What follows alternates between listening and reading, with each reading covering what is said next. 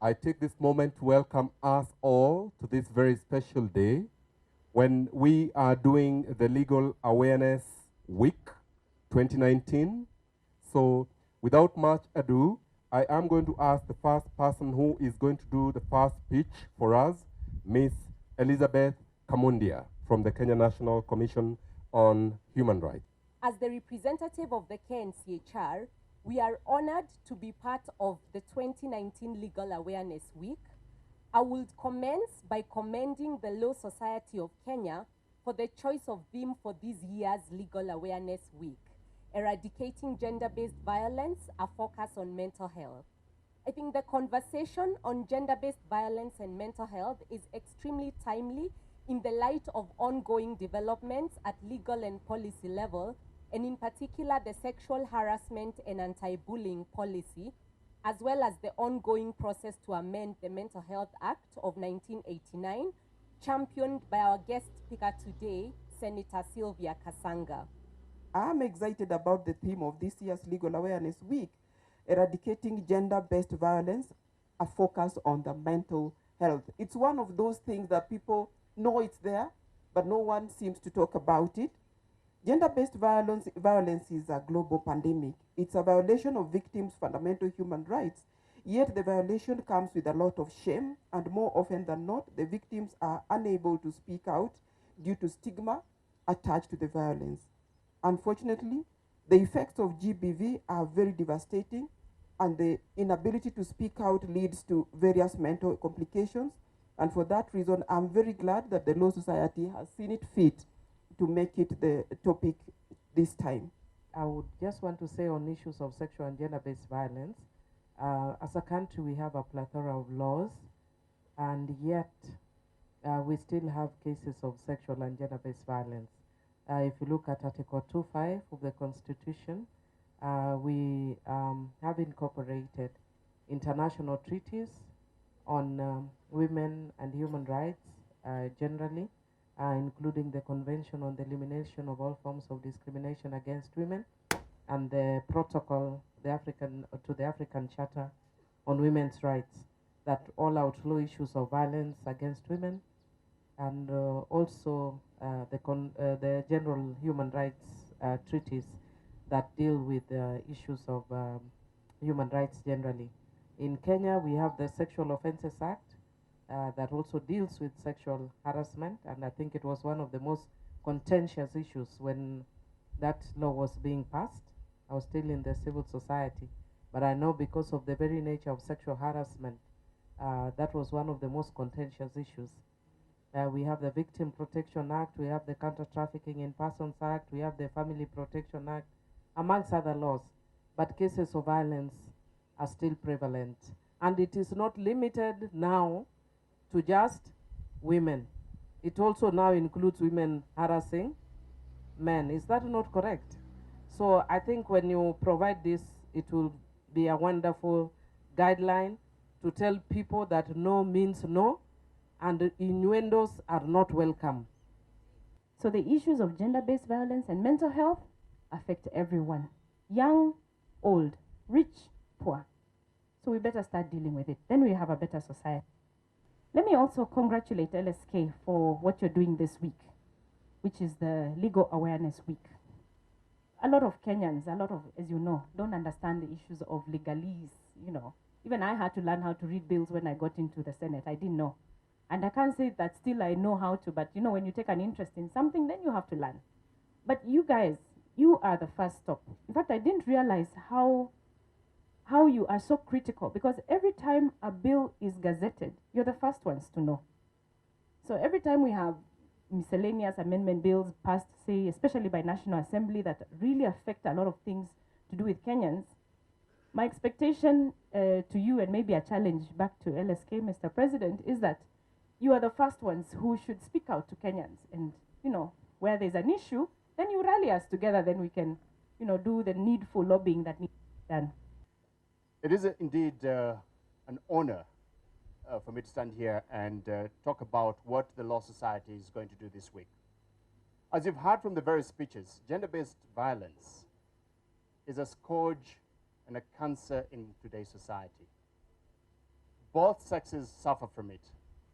And what we as lawyers are going to do countrywide for this long week is to bring out our services to the members, give free legal advice to assist the members of the public, because this is actually one of our core mandates as lawyers. And there's no greater duty and honor than to give back to society, especially to the vulnerable. And we invite all members of the public to go to all the court stations where this exercise is running the entire week. And we'll be there for you.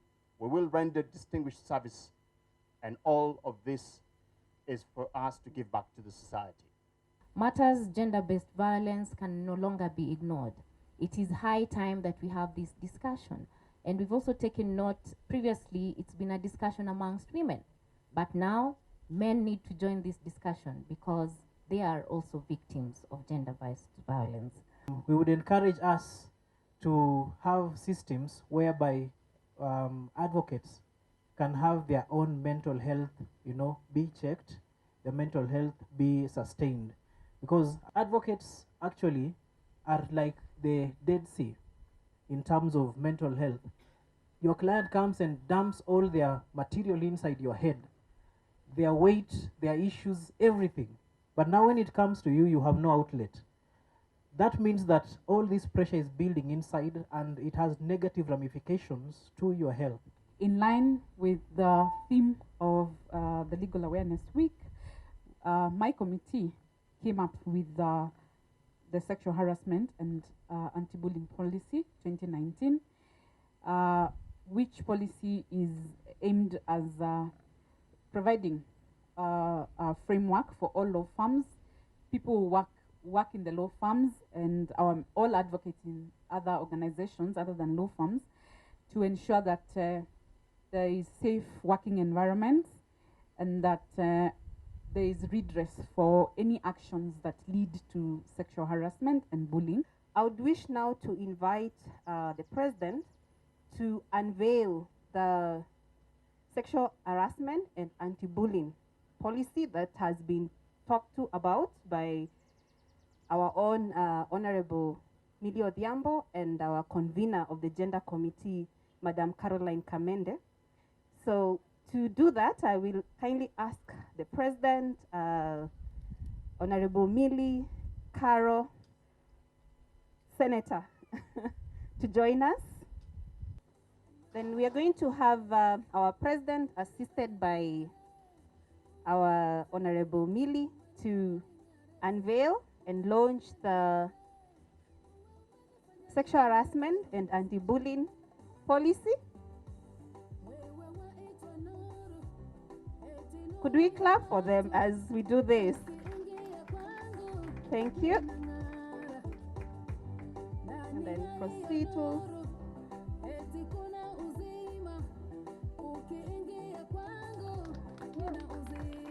we shall be forwarding to you the policy through your emails, and as it has been indicated by our convener Caro, kindly and our Vice President, let's make use of this policy. Let's have the law firms adopt the policy actually and prepare policies or customize what we have, and have policies that will be able to guide each and every law firm. And the policy is not only to be used in law firms, also in institutions, legal departments that have lawyers. We really appreciate this, and we hope that going forward, we are not going to be talking about sexual harassment and bullying in the legal profession. Allow me to give a brief vote of thanks. I wish to extend sincere gratitude to God for blessing us this day. It's been a bit hectic for us to plan this week. For the first time in the history of the Law Society of Kenya, we are going to cover more than 45 stations across the nation. This is happening across the country through our branches, the Coast Branch, Southeast Branch, Mount Kenya, Nairobi where we are, West Kenya Branch, Southwest, Rift Valley, North Rift, We appreciate all the branch officials who have taken time to prepare for this week. Similarly, we thank God for our members who will also be able to come out to offer free legal aid to members of public during this week. I appreciate our chief guest, Honorable Senator Sylvia, once more. Thank you, and may God bless you so that you can continue to do the work of the people in Senate that you're doing. Honorable Millie Odhiambo, we appreciate you. You are one of our members in Parliament who has distinguished herself. For us, younger female lawyers, we really, really appreciate you, inspire most of us, and we look forward to future being a Millie Odhiambo. Thank you for sharing your experience as a young lawyer on how you were able to avoid being bullied. The young lawyers who are here and across the country can also take that encouragement and also make use of the policy that we are going to circulate to all of you to protect yourself. I wish to thank the convener of the Gender Committee, Madam Caroline Kamende, together with your committee, for working tirelessly since last year and ensured that we have been able to deliver this policy. As the President has said, we are actually the leader on this kind of quest to come up with this policy across Africa. We thank you all for the work that you've been able to do. I would wish to appreciate our Principal Judge, Lydia Achode. She was with us in the morning. Thank you, and Judiciary generally for allowing our members to take some time off the courts this week to be able to offer free legal advice to our members of public.